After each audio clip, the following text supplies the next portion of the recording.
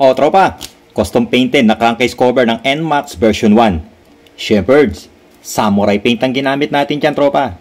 Kaya ganyan kaangas yan. Kung gusto mong malaman kung paano ko ginawa ito, watch mo lang yung buong video tropa. Game! At ito yung crankcase cover natin nung binaklas natin to sa NMAX nung tropa natin. Ganyan kadungis yan tropa. So ang gagawin natin, lilinisin natin yan bago tayo mag-apply ng primer. At syempre, sinabon natin yan. Tinutbrush natin mabuti. Nang sa ganon, matanggal na yung mga langis dun sa mga singit-singit niya. At ginamitan din natin to ng liha mga tropa. Niliha natin yan gamit ang number 600 na liha. Nang sa ganon, matanggal na yung mga umido niya. May mga corrosion na rin kasi. At ito na nga, malinis na yung crankcase cover natin, no? So, goods na to mga tropa. Pwede na tayo mag-apply ngayon ng primer. So, ang gagamitin natin, Surfacer UCH210. Ito na yung pinaka-primer niya mga tropa, no? Pwede ka rin gumamit ng 2K04 na epoxy surfacer para mas matibay. Syempre, alam naman natin na mas matibay yung mga 2K series ng samurai paint. At syempre, after matuyo ng primer, naglihan ng kaunti, na sa gano'n matanggal yung mga kaunting gaspang niya, and then, binugahan natin to ng white. Ang gamit natin, white 2102. At eto na, nagmamasking na tayo nang sa ganon, hindi magkaroon ng overspray, yung mga hindi dapat mapinturahan. Nagbubuga tayo ngayon ng signal red. Ang code nito, 1523. Basta be sure bago magmasking mga tropa, dapat tuyong-tuyo yung pintura nyo ha. At ginawa natin yung mga stripe mga tropa, no? Mga masking tape yan.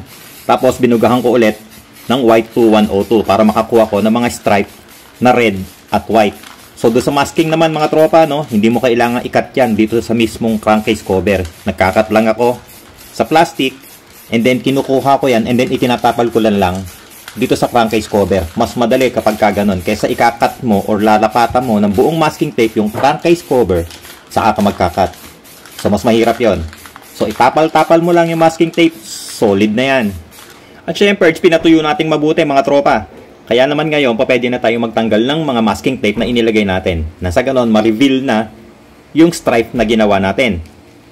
So, ganyan siya mga tropa, no? Basta siguraduhin nyo, tuyong-tuyo ang pintura bago magtanggal ng mga masking tape. At ilalagay na rin natin yung mga stars mga tropa. Masking tape din ang ginamit ko dito. Nag-cut lang ako dito sa plastic cutting board ko ng mga masking tape. Tapos, kinuha ko yan and then, inilalapat ko lang dito. Hindi na tayo gumamit ngayon ng vinyl cutout sticker. Ibig sabihin, mano-mano lahat mga tropa. Yung mga kinakat natin na masking, mano-mano yan. At pagkatapos natin makumpleto yung mga stars, nagbuga na tayo ng black mga tropa. Ito yung black 3109. So, tatlong kulay lang ang nagamit natin mga tropa, no? Black, white, at saka yung red. At ngayon, babaklasin natin itong ikinover natin ng mga papel mga tropa. Tapos, mag-airbrush tayo. Medyo papaangasin natin to ng konti. So, yung ginagamit natin dito, black 3109, ano? Samurai paint din yan, mga tropa. Isinalin ko lang dito sa canister ng airbrush natin. Nasa ganon, medyo umangas ang dating. Pero, dun sa mga tropa na walang airbrush, okay lang yan. Kahit wala na yung mga ganitong effect, solid naman na. Tapos, tanggalin na rin natin yung mga masking na mga stars. Nasa ganon, makompleto na natin yung design natin. At pagkatapos natin matanggal lahat ng mga masking tape, chinek natin. Nang sa ganon, walang maiiwan ng mga masking tape, ano? Nilinis na rin natin mabuti yan. And then, nagbubuga na tayo ng top coat, mga tropa.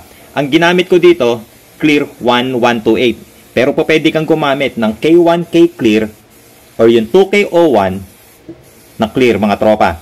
Depende sa'yo kung ano yung trip mo, kung ano yung gusto mo. So, eto na. Last na to. Pagkatapos nito, patutuyuin na lang natin to mga tropa. Alright mga tropa, tapos na itong crankcase cover natin ng NMAX version 1. So eto na. Eto na yung final output. Eto na yung kompletong design. So ganyan lang kasimple, ganyan lang kadaling gumawa ng mga design na ganito. Kung walang airbrush, wala namang problema mga tropa. Kahit wala na yung mga effect ng mga airbrush, solid pa rin yan. Syempre, alam din natin kasi, no, marami tayong mga tropa na wala naman talagang airbrush, na gusto lang mag-DIY gamit ang samurai paint. So, solid yun mga tropa. Kung walang airbrush, no problem. So, ayan mga tropa, no, sana meron kayo napulot na ideya. Sana nakakuha na naman kayo ng kaunting kaalaman kung paano mag-custom paint ng mga ganitong design gamit ang samurai paint. At ulit, maraming salamat sa lahat ng sumusuporta sa Scooter Kid. Paano, kita-kits na naman tayo next video. Ride safe palagi. Peace!